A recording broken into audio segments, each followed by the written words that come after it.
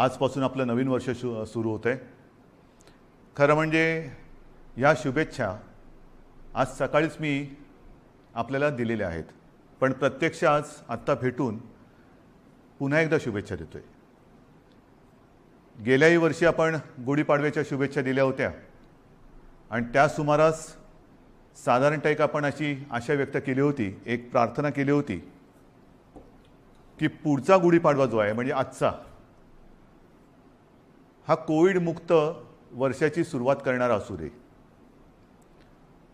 मधल्या काळामध्ये तशी परिस्थिती नक्की आपण निर्माण केली होती. त्याचं श्रेय मी आपल्या शासकीय यंत्रणा म्हणजे मग डॉक्टर्स, आरोग्य कर्मचारी, पोलीस वगैरे, महसूल यांच्या बरोबरीने आपल्याला सुद्धा त्याचं श्रेय देतोय. साधारणतः डिसेंबर, जानेवारी, फेब्रुवारीपर्यंत आपण कोविडवरती चांगलं नियंत्रण मिळवलं होतं. मग गेल्या वर्षीचा गुढीपाडवा म्हणजे साधारणतः हाच काळ आणि या वर्षीचा याच्यामध्ये नक्की फरक काय झालेला आहे? फरक खूप झालेला आहे. मधल्या काळात जे आपल्याला वाटत होतं की हे युद्ध आपण जिंकत आलेलो आहोत, त्या युद्धाला पुन्हा एकदा सुरुवात झालेली आहे. आणि ही सुरुवात अशी तशी नाही आहे, तर फार भयानक पद्धतीने ही रुग्णवाढ झालेली आहे. भयानक पद्धतीने म्हणजे आजचा जो आकडा आहे रुग्णांचा, तो आजपर्यंतचा सगळ्यात उच्चांक गाठणारा हा आकडा आहे. जवळपास 60,212 एवढे कोविड पॉझिटिव्ह रुग्ण आज आपल्या राज्यामध्ये नोंदवले गेलेले आहेत. 60,212 म्हणजे फार भीतीदायक ही परिस्थिती आहे. त्याच वेळेला मी एक आणखीन गोष्ट आपल्याला सांगू इच्छितो की साधारणतः गेल्या वर्षी जेव्हा कोविडने आपल्या राज्यामध्ये किंबहुना आपल्या देशामध्ये पहिलं पाऊल टाकलं, तेव्हा आरोग्य सुविधा काय होत्या मी वेळोवेळी आपल्याला कल्पना दिलेली आहे. कोविडसाठी चाचणी करणारी जी लॅब आपण म्हणतो ती आपल्या राज्यात 1 किंवा 2च होत्या. आज सर्व मिळून जवळपास 523 चाचणी केंद्र आपल्या राज्यामध्ये आहेत. आता तुम्ही म्हणाल तुम्ही 523 सुरू केलेत, ते केलेलीच आहेत, पण तरी देखील चाचणीसाठी आणि चाचणीचे रिपोर्ट यायला उशीर लागतोय. कारण सरळ आहे की आता त्या वाढवलेल्या सुविधासुद्धा आपल्याला अपुऱ्या पडायला लागलेल्या आहेत. प्रत्येक गोष्टीची एक क्षमता असते, त्या क्षमतेपेक्षा अधिक भार जर कोणत्याही यंत्रणेवरती पडला किंवा टाकला तर साहजिकच आहे काही काळ हे असं चालत राहील आणि मग काही काळानंतर ती यंत्रणा कोलमडून पडेल. आज आपल्या चाचणी केंद्रांवरती प्रचंड ओझं आलेलं आहे. रोजच्या रोज आपण चाचण्यांची संख्या वाढवतो आहोत. साधारणतः 85,000 करत होतो, ते आता 2.25-2.5 लाखापर्यंत गेलेले आहे. अजूनही वाढवतो आहोत. मुंबईमध्ये सुद्धा आपण खूप वाढ केलेली आहे. कोविड केअर सेंटर्स गेल्या वेळेला साधारणतः 2600 होते, 2665, आता 4000च्या आसपास आपण केलेले आहेत. बेड्सची संख्या वाढवलेली आहे. बेड्ससुद्धा मी बघतो इकडे की गेल्या वेळेला किती होते, गेल्या वेळेला साधारणतः 3.25 लाख होते, आता 3.5 लाखाच्या वरती गेलेले आहेत. म्हणजे याच्यामध्ये सगळे आले, आयसोलेशन बेड्स आले, व्हेंटिलेटरचे आले, साधारणतः मध्यम लक्षणाचे आले, सगळेच. पण आता या सुविधांवरती भार यायला लागलेला आहे. मधल्या काळात आपल्याला कल्पना आहे की आपण MPSC 10वी आणि 12वी या विद्यार्थ्यांच्या आयुष्याची खेळ व्हायला नको म्हणून ह्या परीक्षा आपण पुढे ढकललेल्या आहेत. या परीक्षा आपण पुढे ढकलू शकलो. कोविडची लाट कमी झाल्यानंतर ते आपण घेऊ शकतो, पण आपली जी परीक्षा सुरू आहे ती परीक्षा मात्र आपण पुढे ढकलू शकत नाही. माझे तर म्हणणे लवकरात लवकर त्याच्यामध्ये आपल्याला उत्तीर्णच व्हावंच लागेल. आज चहूबाजूने आपल्यावरती दडपण येते, ऑक्सिजनची कमतरता जाणवते. मी मुद्दामून आपल्याला हे सांगतोय, याचं कारण की मी गेले काही दिवस समाजातील प्रत्येक घटकाला सोबत घेण्याचा प्रयत्न करतो आहे, त्यांच्याशी चर्चा संवाद करण्याचा प्रयत्न करतो आहे, सगळ्यांचं एकमत करण्याचा प्रयत्न करतो आहे. साहजिकच आहे मतमतांतरही असणारच, पण ही मतमतांतरं किती काळ आपण चर्चा करत बसायची? चर्चा निष्पन्न काहीच नाही. हे आता परवडणारं नाही आहे. कारण हा जो कालावधी आहे, हा जो वेळ आहे, हा एकदा जर का आपल्या हातातून निघून गेला तर मग आपल्या मदतीला कोणी येऊ शकणार नाही. आणि ही सगळी परिस्थिती आता मी जी तुम्हाला सांगतो आहे, साधारणतः आज आपल्या राज्यामध्ये 1200 मेट्रिक टन ऑक्सिजनचं उत्पादन दर दिवशी होतं. 1200 मेट्रिक टन. आजच्या घडीला आपण 100% ऑक्सिजनचा वापर हा पूर्णपणे आरोग्य सुविधांसाठी, म्हणजे ज्यांना कोविडमध्ये ऑक्सिजनची आवश्यकता आहे, प्राणवायू, त्यांच्यासाठी वापरतो 100%. आणि हा वापर जर 1200 मेट्रिक टन आपला रोजचा उत्पादनाचा आकडा मी आपल्याला सांगितला, तर साधारणतः आजच आपण 950 ते 1000 टन प्रतिदिन एवढा ऑक्सिजन कोविड रुग्णांसाठी वापरतो आहोत. म्हणजे किती आपण काठोकाठ आलो ते बघा. बेड्स मिळत नाही आहेत, ऑक्सिजन आत्ता अपुरा पडायला लागलेला आहे. रेमडेसिवीर औषधांची प्रचंड मागणी वाढलेली आहे. रेमडेसिवीरचं सुद्धा मधल्या काळामध्ये मागणी एकदम खाली गेली आणि ती खाली गेल्यानंतर कंपन्यांनी उत्पादन जवळपास कमी केलं किंवा ना थांबवलं. अचानक मागणी वाढली आणि मागणी वाढल्यानंतर हे औषध पुन्हा तयार करायला साधारणतः त्याला, हे त्यांच्या शब्दात जे मला थोडंफार कळतं आहे, समजतं ते मी तुम्हाला सांगतो आहे, की ते औषध मॅच्युअर व्हायला 2 ते 3 आठवडे लागतात. आता तेवढा कालावधी त्याला द्यावा लागतो. आता हळूहळू हा पुरवठा आपल्याकडे सुरू झालेला आहे. आपण ही औषधं कुठेही कमी पडू देणार नाही. जिथून मिळतील तिथून आपण घेतो आहोत. ऑक्सिजनसुद्धा मी मुद्दामून आपल्याला हा नकाशा आपल्यासमोर दाखवतो आहे. केंद्राकडे आपण विनंती केलेली आहे. एक 4-5 दिवसापूर्वी माननीय पंतप्रधानांसमवेत जी व्हिडिओ कॉन्फरन्स झाली, त्या व्हिडिओ कॉन्फरन्समध्ये सुद्धा ही परिस्थिती मी त्यांना सांगितली. साहजिकच आहे, पंतप्रधान आहेत, त्याच्यामुळे मी काही वेगळं सांगण्याची आवश्यकता नाही. रोजच्या रोज त्यांच्याकडे हा अहवाल जातो आहे. रुग्णसंख्या किती आहे, एकही रुग्णसंख्या किंवा मृत्यू आपण लपवत नाही आहोत, हे तर तुम्हाला पहिल्यापासून माहिती आहे. पारदर्शकपणाने सगळ्या गोष्टीला तोंड देतो आहोत, धाडसाने तोंड देतो आहोत, हे महत्त्वाचं आहे. काही लपवत नाही आहे. आणि म्हणून मी त्यांना विनंती केली की पंतप्रधान महोदय, की आम्हाला आत्ताची जी काय परिस्थिती आहे ती पाहिल्यानंतर येत्या काही काळामध्ये ऑक्सिजनची आवश्यकता लागणार आहे. आमच्या इथे जे कारखाने आहेत किंवा जे उद्योग आहेत त्यांना मी विनंती केलेली आहे, त्यांनी तसं कबूल केलेलं आहे. त्यांच्या क्षमतेप्रमाणे ते आपल्याला ऑक्सिजन द्यायला त्यांनी सुरुवातही केलेली आहे. पण तरी देखील आपल्याला अधिकचा जो ऑक्सिजन लागणार आहे तो आम्हाला इतर राज्यातून आणण्यासाठी परवानगी द्या आणि ती वाहतूक सोयीस्कर होईल ह्याच्यासाठी सुद्धा मदत करा. आता हे त्यांना सांगितल्यानंतर साधारणतः हा नकाशा बघा. ह्या नकाशामध्ये कुठून कुठून ऑक्सिजन आणण्यासाठी आपल्याला त्यांनी परवानगी दिलेले ते आपल्याला कळेल.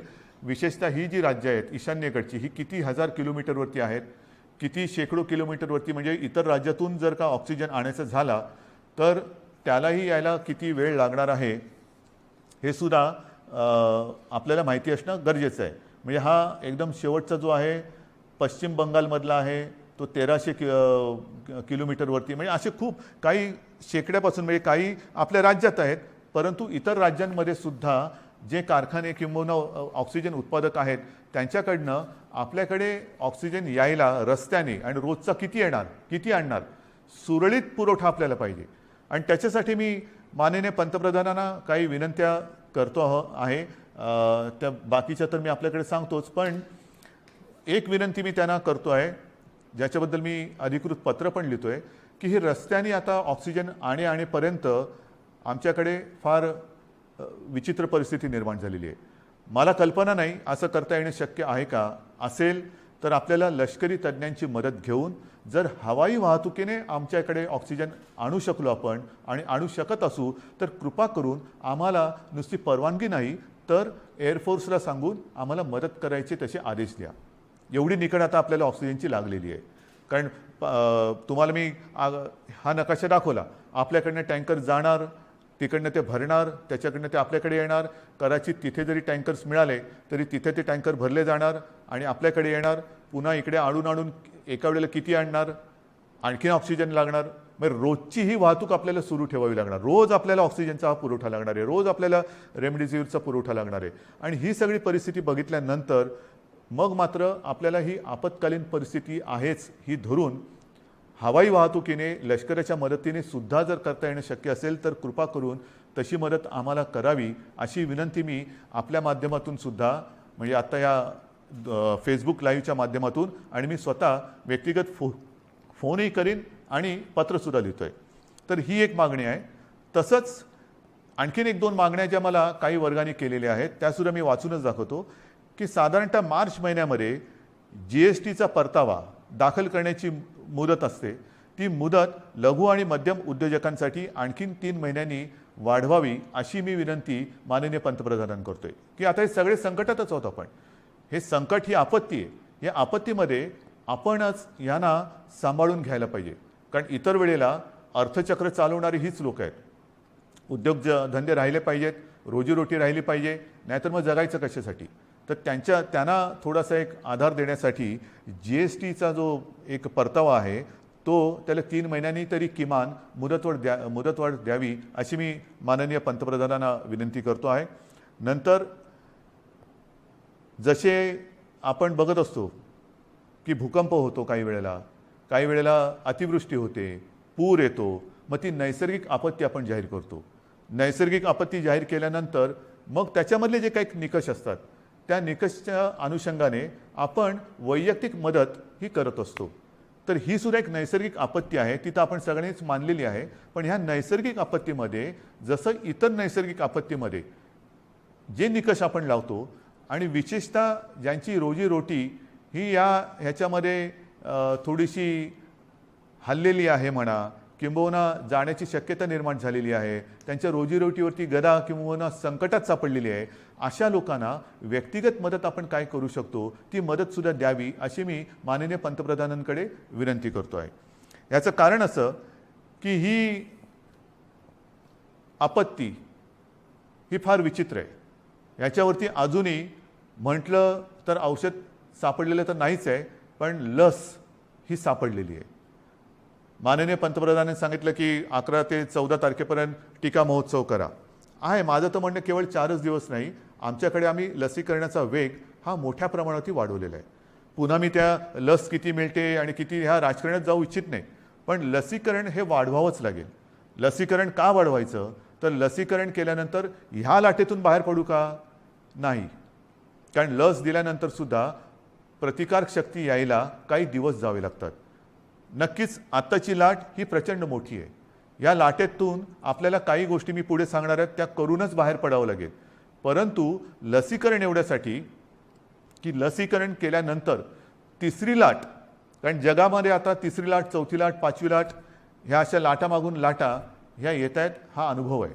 जसं ब्रिटननी काय केलं, 2.5 ते 3 महिने अत्यंत कडक निर्बंध लावले, लॉकडाऊन केला.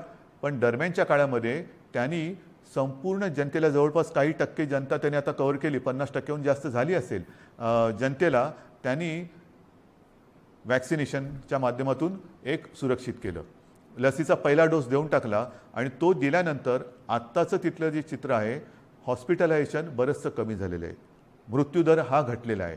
मग त्याच दिशेने, त्याच मार्गाने आपल्याला देखील जावं लागेल. आपल्याला येत्या काही काळात भरपूर प्रमाणामध्ये लसीकरण वाढवावं लागेल की जेणेकरून पुढची लाट आपण कदाचित थोपवू नाही शकणार, पण तिचा वेग हा मंदावू शकू. म्हणजे पहिली लाट आता जर का बघितलं आपण पाठीवळून बघताना, तर ह्या लाटेच्या तुलनेत ती लाट काहीच नव्हती. एवढी प्रचंड मोठी ही लाट आहे. अजूनही आपण पीकच्या जवळ गेलो आहोत की नाही कळायला मार्ग नाही आहे. रोजची रुग्णसंख्या वाढते आहे, की कुठपर्यंत वाढेल सांगता येत नाही. एक वेगळेपण मी आपल्याला सांगतो की गेल्या वर्षीसुद्धा जेव्हा कोविडची सुरुवात झाली तेव्हा साधारणतः आपण एक चित्र समोर ठेवत असतो की आज एवढी रुग्णसंख्या आहे, तर 15 दिवसानंतर रुग्णसंख्येत किती वाढ होईल, रुग्णवाढ किती होईल, महिन्याभरानंतर रुग्णवाढ किती होईल, आणखीन अशीच रुग्णवाढ राहिली, हाच वेग राहिला तर किती दिवसात किती रुग्णवाढ होईल. आणि मी आपल्याला सांगू इच्छितो, गेल्या वर्षी केवळ आपल्या आणि आपल्याच जिद्दीमुळे आणि आपल्या संयमाने, आपल्या सहकार्यामुळे जे काही चित्र आपल्याला दाखवलं गेलं होतं तेवढी लाट आपण येऊ दिली नव्हती. त्यापेक्षा कितीतरी खाली आपण कोविडला ठेवला होता. म्हणजेच काय, आपण एकदा हे करून दाखवलेलं आहे. होय, एकदा आपण हे करून दाखवलेलं आहे, कोविडवरती नियंत्रण मिळवून दाखवलेलं आहे. मात्र यावेळीची जी लाट आहे ती लाट आणि जे काही चित्र समोर रुग्णवाढीचं ठेवलं जाते ते जवळपास येते. म्हणजे जी अपेक्षित रुग्णवाढ 15 दिवसांनी किती होईल, महिनाभरानंतर किती होईल, हे जे काय सांगितलं जाते ते चित्र हे यावेळेचं जवळपास सारखं आहे. गेल्या वेळेला जेवढी आपण आरोग्य सुविधा वाढवली, की आरोग्य सुविधा नाही म्हटलं तरी तोकडी पडताना आपल्याला आता दिसते, आपण अनुभवतो आहोत. पण म्हणून आपण काही स्वस्थ नाही बसलेलो. आपण हातपाय गाळून अजिबात बसलेलो नाही, बसणारच नाही. जिद्दीने आपण लढणार आणि जिंकणारच, जिंकायचंच ही जिद्द घेऊनच आपण युद्ध लढतो आहोत.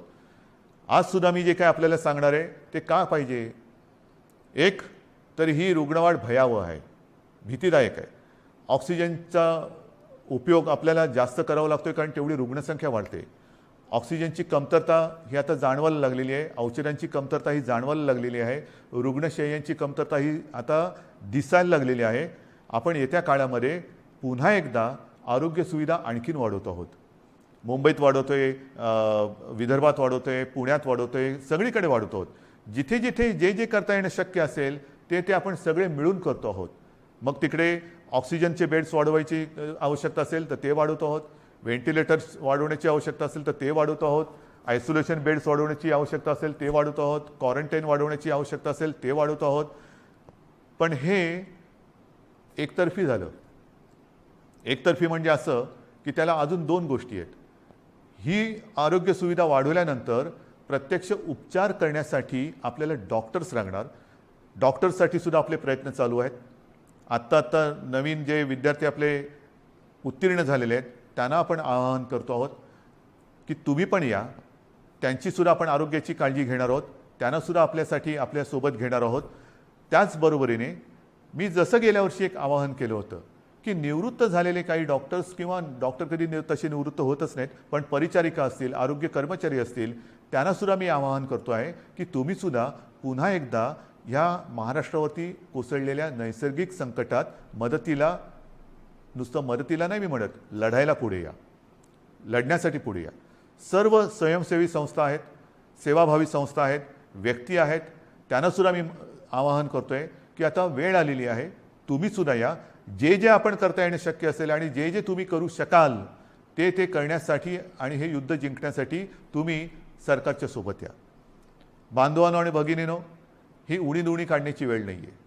मी गेल्याही वेळेला सांगितलं होतं, सर्व राजकीय पक्षांना पुन्हा एकदा आवाहन करतो आहे की उणीधुणी काढत बसू नका.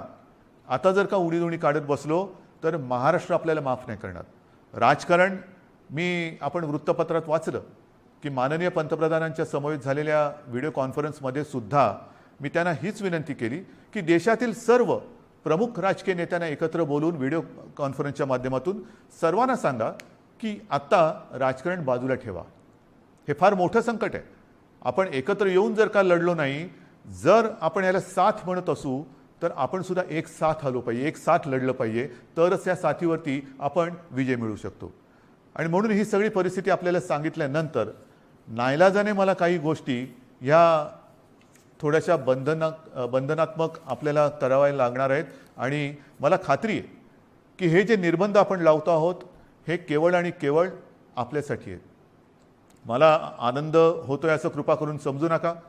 मी गेले महिनाभर साधारणतः याची कल्पना देत आलेलो आहे की असं नाही झालं तर काय होईल, तसं नाही झालं तर काय होईल. आपण तसं म्हटलं तर बराचसा वेळ चर्चेमध्ये आणि विचारविनिमयात घालवलेला आहे. आता मात्र कडक पावलं उचलण्याची आवश्यकता आणि ती वेळ तो क्षण आलेला आहे. मग काय करायचं? मी एकदम काही लॉकडाऊन असं म्हणत नाही आहे, पण काही निर्बंध हे साधारणतः त्या सदृश्य आहेत. कारण ही साखळी जर का तुटली नाही तर ही साखळी आपल्याला पूर्ण गुरफटून गुंबरून टाकल्याशिवाय राहणार नाही. आपल्याला रोजीरोटी महत्त्वाची आहेच, त्याहीबद्दल मी बोलणार आहे. पण रोजीरोटीच्या बरोबरीने आधी जीव वाचवायला पाहिजे. जीव वाचलं तर सगळं काही आहे. आणि जीव वाचवणं हाच आत्ता आपल्यासमोरचा महत्त्वाचा मुद्दा आहे. आणि तो वाचवण्यासाठी मी पुन्हा एकदा सगळ्यांना हात जोडून विनंती करतो आहे की आजपर्यंत जी काही निर्बंध आपण टाकलेले होते त्या निर्बंधात आता आपण अधिक वाढ करतो आहोत. आणि हे निर्बंध उद्या 8 वाजल्यापासून, संध्याकाळी 8 वाजल्यापासून आपल्या राज्यात लागू होतील. एक फक्त अपवाद थोडा आपल्याला करावा लागणार आहे, कारण तिथे 2-4 दिवसामध्ये मतदान आहे. ते म्हणजे पंढरपूर मंगळवेढा मतदारसंघ, विधानसभा मतदारसंघ. आपल्याला कल्पना आहे की तिथले आपले लोकप्रतिनिधी भारत भालके यांचं कोरोनामुळेच निधन झालं होतं. दुर्दैवाने ते आपल्यातून गेले आणि त्यांची जी जागा आहे त्या मतदारसंघात येत्या 2-5 दिवसामध्ये मतदान आहे. मतदान झाल्यानंतर मात्र तिकडे सुद्धा हे निर्बंध अत्यंत कडकपणाने लागू होतील. म्हणून मी थोडंसं माझ्या आणि आपल्या सगळ्यांच्या मनाविरुद्ध असलं तरी ह्या काही गोष्टी आपल्याला सांगतो आहे. मला खात्री आहे की आजपर्यंत जसं सहकार्य आपण मला केलं, ज्या ज्या गोष्टी मी आपल्याला सांगितल्या त्या गोष्टी आपण पाळल्या, तसंच सहकार्य येत्या काही दिवसासाठी आपण मला कराल आणि तसं करावं अशी मी पहिल्या प्रथम आपल्याला विनंती करतोय. काही निर्बंध मी आपल्याला वाचून दाखवतो आहे आणि बाकीचे सर्व निर्बंध जे आहेत, सगळे नियम आहेत, ते लवकरात लवकर हे प्रसिद्धी माध्यमाच्या माध्यमातून आणि आपल्या जी काही साईट आहे त्याच्यावरती अपलोड केले जातील की जेणेकरून सर्वांना अत्यंत स्पष्ट शब्दात त्याची कल्पना येईल. जे निर्बंध आहेत ते असे आहेत की उद्या संध्याकाळपासून आपण ब्रेक द चेन म्हणजे ही शृंखला तोडायची, आपल्याला तोडावीच लागेल आणि ती तोडण्यासाठी आपण राज्यात 144 कलम लागू करतो आहोत. म्हणजेच आजपर्यंत ही दिवसा जमावबंदी आणि रात्री संचारबंदी असं होतं, कधी रात्री जमावबंदी करत होतो. आता मात्र आपल्याला पुढचे किमान 15 दिवस राज्यामध्ये संचारबंदी लागू करावी लागत आहे. अनावश्यक येणं जाणं हे आपल्याला आता पूर्ण बंद, मी टाळणं म्हणत होतो, आता ते पूर्ण बंद करावं लागणार आहे.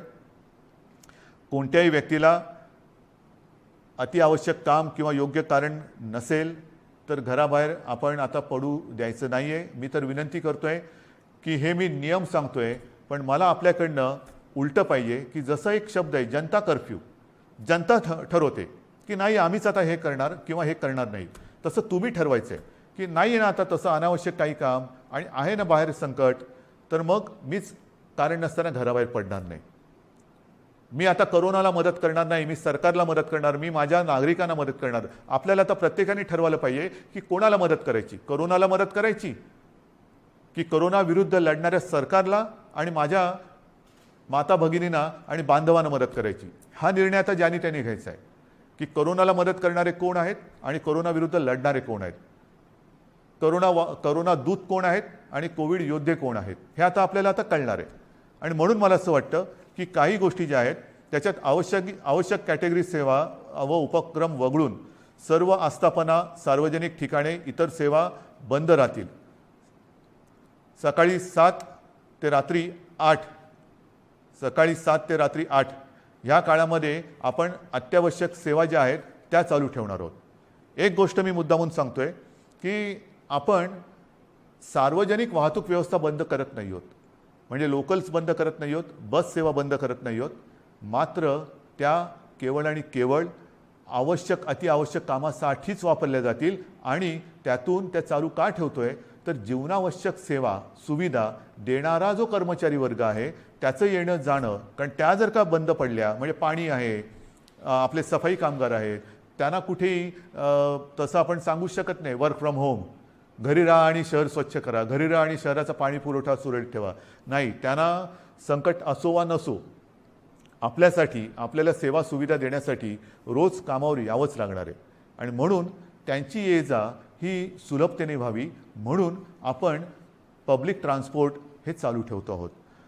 आणि त्याच्यामध्ये सुद्धा आवश्यक कॅटेगरी कोणती धरलेली आपण साहजिकच आहे, रुग्णालय आहेत, दवाखाने आहेत, वैद्यकीय, विमा, औषधी कंपन्या, औषधी दुकाने, वैद्यकीय सेवा देणारे काही डीलर्स आहेत, वाहतूक सप्लाय चेन आहे, लस उत्पादक व वाहतूक करणारे, कारण लस उत्पादक त्यांच्यासाठी वायल्स लागतात, त्यांचे कारखाने उघडे राहतील, त्यांची वाहतूक ये जा करणारे वाहन आहेत ती चालू राहणार आहेत, मास्क, जंतुनाशक उत्पादक, वितरक, वैद्यकीय कच्चा माल सगळे. त्याचप्रमाणे जनावरांशी जे संबंधित आहेत म्हणजे आपले कृषीची जनावरं आली, शहरामध्ये आपले जे ज्याला आपण पाळीव प्राणी म्हणतो त्यांच्या संबंधितली दुकानं, त्यांची दवाखाने हे उघडे राहतील, शीतगृहे, वेअरहाऊसिंग, हवाई वाहतूक, रेल्वे, बस, ऑटो, विविध देशांची राजनैतिक कार्यालय. नंतर तोंडावरती पुन्हा पावसाळा आलेला आहे, एप्रिल तर अर्धा गेला, येत्या 1.5 महिन्यामध्ये पाऊस येणार. पावसाळ्याची जी काही कामं आहेत ती पावसाळीपूर्वच करावी लागतात, तर ती पावसाळ्यासाठीची पावसाळीपूर्वीची जी कामं आहेत ती सगळी चालू राहतील. त्याच्यानंतर बँक्स, रिझर्व्ह बँक इंडिया आणि त्यांच्याशी संबंधित सगळे, सेबीने मान्यता दिलेली कार्यालय आहे, दूरसंचार सेवा व त्यांच्याशी संबंधित देखभाल व दुरुस्ती करणारे, ह्या सगळ्या गोष्टी, ई कॉमर्स असेल, ह्या सगळ्या आहेत. त्याच्यानंतर अधिस्वीकृतीधारक पत्रकार, त्यांनासुद्धा आपण यातनं त्यांना मुभा दिलेली आहे जाण्या येण्याची. पेट्रोल पंप चालू राहतील, पेट्रोलियम उत्पादन आहेत, कार्गो सेवा, डेटा सेंटर्स, IT सेवा, शासकीय व खाजगी सुरक्षा मंडळं, ह्या सगळ्या गोष्टी ह्या आपण चालू ठेवतो. हे आहेत, बऱ्याच गोष्टी आहेत. त्याची संपूर्ण मी आता वाचत नाही आहे, पण ह्या गोष्टी ह्या प्रसिद्धी माध्यमाच्या माध्यमातून आपल्याकडे येतील. त्याबरोबर आता अपलोड पण केल्या जातील. तेवढ्या आणि तेवढ्याच चालू राहतील. बाकीची कृपा करून मी आपल्याला विनंती करतो आहे की ह्या सेवा किंवा इतर काही आपली वाहतूक आहे ती बंद राहणार आहे. बांधकामामध्ये सुद्धा आणि इतर जे काही उद्योग आहेत त्यांनासुद्धा मी सांगतोय की तुम्हीसुद्धा जिथे जिथे तुमच्या साईट्स आहेत, एक तर त्या साईटवरती तुमच्याकडे सुविधा असेल तर तुमच्या कर्मचाऱ्यांची सोय तिथल्या तिथे करा. त्यांना उगाचच तिथून त्यांच्या घरी, त्यांच्या घरातून तिथे, म्हणजे कोविडची ये जा जशी व्हावी तशी त्यांची ये जा होऊ देऊ नका. त्यांच्या माध्यमातून कुठे कोविड पसरू देऊ नका. त्यांच्या आरोग्याची खबरदारी घ्या. जर का करायची तुमच्या कॅम्पसमध्ये सुविधा नसेल, पण काही उद्योग असे आहेत की त्यांनी त्यांच्या कर्मचाऱ्यांची एक वसाहतच वसवलेली आहे. ठीक आहे, तो कारखान्यात येईल, तिथून त्याच्या वसाहतीत जाईल, तिथून पुन्हा इकडे. एवढ्यापुरतं वाहतुकीची व्यवस्था तुम्ही करू शकत असाल तर तुमचा उद्योग चालू ठेवायला काही हरकत नाही आहे. आपल्याला अनावश्यक सगळ्या गोष्टी, सगळी ये जा ही थांबवायची आहे. म्हणून कृपा करून अनावश्यक गोष्टी ज्या आहेत त्या टाळायला पाहिजे. आता हॉटेल्स, रेस्टॉरंट यांनासुद्धा आपण त्यांच्यावरती पूर्वीप्रमाणेच निर्बंध असतील आणि टेक अवे व होम डिलिव्हरी एवढंच करता येईल. कर्मचाऱ्यांना लसीकरण आता हे बंधनकारक आहे. रस्त्यावरच्या खाद्य विक्रेत्यांना सुद्धा त्यांना आपण का परवानगी देतोय की अनेक गोरगरीब असे आहेत की ज्यांच्याकडे एकेका खोलीत ते 5-5, 7-7, 8-8 लोक राहतात. एका खोलीत एवढे लोक राहतात, त्यांच्याकडे स्वयंपाकघराची सोय नाही. मग बाहेर त्यांना खावं लागतं आणि मग ते खाणार कुठे? जर रेस्टॉरंट्स आणि इतर ज्या काही गोष्टी आहेत त्यांना आपण टेक अवे घरी पार्सल नेण्यासाठी परवानगी देत असू, तर रस्त्यावरच्या खाद्य विक्रेत्यांना सुद्धा सकाळी 7 ते रात्री 8 या वेळेमध्ये तिथल्या तिथे नाही, त्यांनी सुद्धा ते पॅक करून जो कोणी गोरगरीब येईल त्याला ते देण्याची व्यवस्था करावी. आपल्याला गर्दी टाळायची आहे आणि अनावश्यक वाहतूक तर नाहीच पाहिजे. ह्याच्यामध्ये आवश्यक सेवेसाठी लागणारे उत्पादन करणारे उद्योग हे पूर्ण क्षमतेने चालू ठेवण्यात येतील आणि या उत्पादनांची निर्यात करणारे उद्योगसुद्धा चालू ठेवण्यात येतील. आपल्याला ह्या सगळ्या गोष्टींची मी कल्पना देतो आहे. आता हे झाल्यानंतर काही गोष्टी अशा आहेत की बाबा हे सगळं तुम्ही निर्बंध सांगितले, मग आमच्यासाठी तुम्ही काय करणार? रोजीरोटीचं काय? मी मगाशी आपल्याशी बोलताना बोललो की माननीय पंतप्रधानांना आपण सांगतो की नैसर्गिक आपत्तीत व्यक्तिगत लाभ जसे आपण देऊ शकतो त्या अनुषंगाने काही लाभ ह्या नैसर्गिक आपत्तीत द्यावे अशी माझी विनंती आहे. मात्र राज्य सरकार म्हणून अन्न सुरक्षा जी आपली योजना आहे त्या योजनेअंतर्गत जे सगळे लाभार्थी आहेत या लाभार्थ्यांना प्रति व्यक्ती 3 किलो गहू आणि 2 किलो तांदूळ याप्रमाणे 1 महिना आपण आता मोफत धान्य देणार आहोत पुढच्या 1 महिन्यासाठी. म्हणजे कुठेही आपण त्यांची कदाचित रोजी ही मंदावली असेल पण रोटी थांबू देत नाही आहोत. त्यांच्यासाठी अन्नधान्याची व्यवस्था आपण करतो आहोत आणि याच्यामध्ये नोंद केलेले जे आपल्याकडे लाभार्थी आहेत त्यांची संख्या साधारणतः 7 कोटी आहेत. म्हणजे 7 कोटी जे आपले नागरिक आहेत ह्या वर्गात मोडणारे त्यांना आपण पुढच्या महिन्यामध्ये, म्हणजे आजपासून जेव्हापासून ही बंधन उद्यापासून सुरू होतील, 1 महिना प्रत्येकी 3 किलो गहू आणि 2 किलो तांदूळ याप्रमाणे 1 महिना मोफत आपण धान्य देणार आहोत. तसंच आपल्याला सर्वांना कल्पना आहे सरकार आल्यानंतर आपण 10 रुपयात शिवभोजन थाळी ही गोरगरिबांसाठी सुरू करण्याची योजना जाहीर केली. ती जाहीर केली, योजना सुरू झाली आणि कोविड आला. मग काय करायचं? तर ही योजना कोविड आल्यानंतर आपण 10 रुपयाची जी एक शिवभोजन थाळी होती ती 5 रुपयावरती आणली आणि साधारणतः मी तोही आकडा सांगितलेला आहे. आतापर्यंत काही कोटी लोकांनी ह्या थाळीचा लाभ घेतलेला आहे. आता आपण ही शिवभोजन योजना जी आहे, ही जी थाळी आहे ती 10 रुपयाची थाळी आपण 5 रुपयात केली होती. आता पुढचा 1 महिना शिवभोजन आपण मोफत देणार आहोत.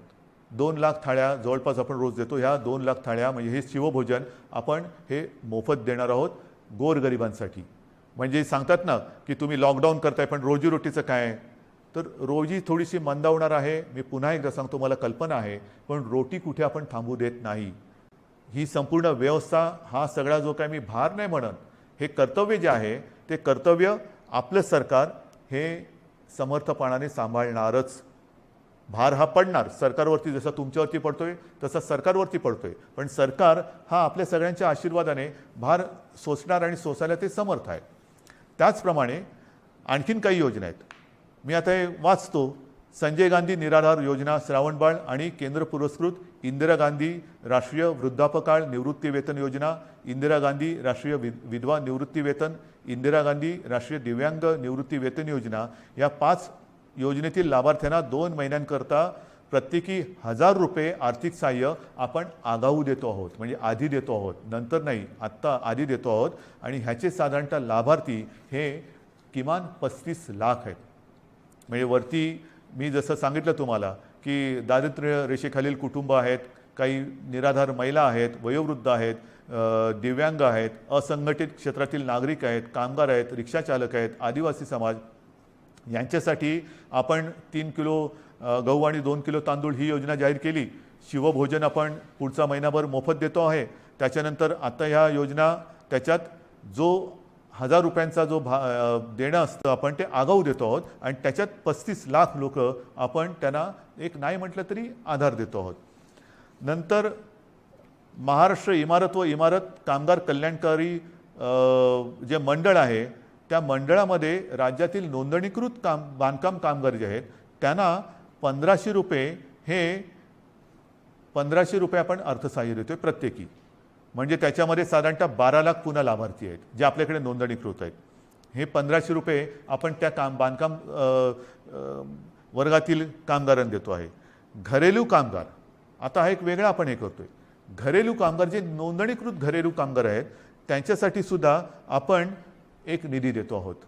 म्हणजे हा सुद्धा एक मोठा वर्ग आहे तसा, जो नोंदणीकृत आहे त्यांना आपण हा निधी देतो आहोत. त्याच्यानंतर आता पुन्हा तळहातावरती पोट हे ज्यांचं आहे तोच हा वर्ग आहे. त्याच्यामध्ये आणखीन थोडा वर्ग बाकी आहे, तो म्हणजे अधिकृत फेरीवाले. अधिकृत फेरीवाले आहेत. या फेरीवाल्यांसुद्धा आपण एका वेळचे 1500 रुपये प्रत्येकी देतो आहोत. फेरीवाल्यांसाठी जे अधिकृत नोंदणीकृत आहेत फेरीवाले त्यांना देतो आहोत. आणि हे जे देणं आहे हे या फेरीवाल्यांची स्वनिधी योजनेत बँकांकडे नोंदणी असल्यामुळे बँकांमार्फत हे त्यांच्या बँकेत हा जो काही निधी आहे तो त्यांना हस्तांतरण दिलं. ह्याच्यामध्ये जवळपास 5 लाख लाभार्थी आहेत. तसंच आपले रिक्षाचालक आहेत. कारण सगळंच बंद केल्यानंतर रिक्षाचालकांनी काय करायचं, तर ह्याच्यामध्ये सुद्धा जे परवानाधारक रिक्षाचालक आहेत त्या रिक्षाचालकांना सुद्धा एका वेळेचं आपण 1500 रुपये हे देतो आहोत. आता याच्यामध्ये सुद्धा साधारणतः 12 लाख लाभार्थी आहेत. म्हणजे तुम्ही बघत जा, 7 कोटी 35 लाख, 12 लाख, 5 लाख, 15 लाख, आपण जे जे करता येणं शक्य असेल ते करतो आहोत. माझ्या आदिवासी समाजासाठी सुद्धा खावटी योजनेचा लाभ घेत असलेल्या आदिवासी कुटुंबांना प्रति कुटुंब आपण एका वेळेचं 2000 रुपये हे आर्थिक सहाय्य देतो आहे. ह्याच्यामध्ये सुद्धा आता लाभार्थी 12 लाख आहेत. म्हणजे आपण जेवढं करता येणं शक्य असेल तेवढं करतो आहोत. हे आत्ताच्या घडीला हे आपण जे पटकन करता येणं शक्य आहे ते करतो आहोत. त्याच्यानंतर आता ह्या टाळेबंदी हा शब्द वापरायचा न वापरायचा, पण ही जे काही निर्बंध आहेत त्या काळामध्ये आपल्याला कोविडवरची उपाययोजना जी आहे त्याच्यामध्ये इतर काही सुविधा वाढवायच्या आहेत. त्याच्यानंतर औषधं खरेदी आली, व्हेंटिलेटर्स खरेदी करणं आलं, सुविधा आली, सुविधांची उभारणी आली, त्याच्यासाठी काही पैसे लागतात. तर त्याच्यासाठी आपल्या जिल्हाधिकारी त्यांना काही पैसे आपल्याला त्यांच्याकडे देऊन ठेवावे लागतात की तुम्हाला आवश्यकतेनुसार, कारण पटकन आता रुग्ण आला आणि काही गरज लागली तर विचारत बसायचं नाही, जे जे करता येणं आवश्यक आहे ते तिकडे करायचं. आणि त्यांच्यासाठी सुद्धा आपण साधारणतः 3300 कोटी फक्त आणि फक्त कोविडसाठी म्हणून बाजूला काढून ठेवतो. म्हणजेच काय की आपण हा सगळा जर का एक आढावा घेतला तर ढोबळमानाने हे सगळं आपण करण्यासाठी जवळपास 5400 कोटी रुपये आपण हे विविध ज्याला आधार देतो म्हणतो, तुम्ही नुसती मदत नाही पण एक आधार देण्यासाठी आणि कोविड वाढू नये, वाढलाच तर औषधोपचारासाठी, सुविधांसाठी म्हणून आपण एवढा एक निधी बाजूला काढून ठेवतोय. आणि म्हणून मला असं वाटतं बांधवांनो आणि भगिनींनो, मी सगळी परिस्थिती आहे ही आपल्यासमोर ठेवलेली आहे. ऑक्सिजनची सुद्धा परिस्थिती आपल्याला सांगितलेली आहे, बिकट आहे. पुन्हा एकदा सांगतो, साधारणतः आपल्या राज्याची क्षमता ही 1200 मेट्रिक टन प्रतिदिनी उत्पादनाची आहे.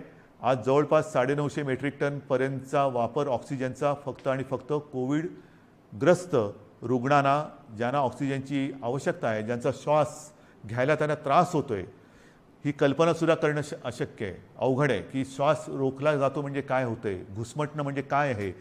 त्यांचा श्वास मोकळा होण्यासाठी, त्यांचा श्वासोच्छ्वास परत नैसर्गिक होण्यासाठी म्हणून हा आपण ऑक्सिजन वापरतो आहोत. पण ह्याच संख्येने जर रुग्णवाढ होत राहिली तर हाताशी राहिलेला ऑक्सिजन हा येत्या काही दिवसात संपल्याशिवाय राहणार नाही. आजसुद्धा रोजची आपली रेमडेसिवीरची जी गरज आहे, किती वापर होतोय, सगळीकडनं मागणी होते, रेमडेसिवीर पाहिजे. आपल्याला कल्पना आहे आपल्या राज्यात आजच्या दिवशी साधारणतः किती रेमडेसिवीर इंजेक्शन वापरले जातात? साधारणतः 40 ते 50 हजार, म्हणजे 40 ते 50 हजार सरासरी रोजची आजची आपली रेमडेसिवीर इंजेक्शनची ही मागणी आहे, गरज आहे. आता तुम्ही विचार करा, आजच्या घडीलाच रेमडेसिवीर थोडंसं कमी पडते, त्याची आपण हे करतोय, सोय केलेली आहे, येत्या काही दिवसात ते नियमित होईल. पण जर काही रुग्णसंख्या, रुग्णवाढ अशीच राहिली, याच पटीत वाढत राहिली तर येत्या काही दिवसामध्ये रेमडेसिवीरची आवश्यकता ही दुप्पट होणार आहे. म्हणजे जिकडे 50 हजार असेल तिकडे 1 लाख होणार आहे. 1 लाख म्हणजे अजून एवढीच रेमडेसिवीरची आवश्यकता आपल्याला आहे. हे सगळं मी अत्यंत प्रामाणिकपणाने आपल्यासमोर ठेवलेलं आहे.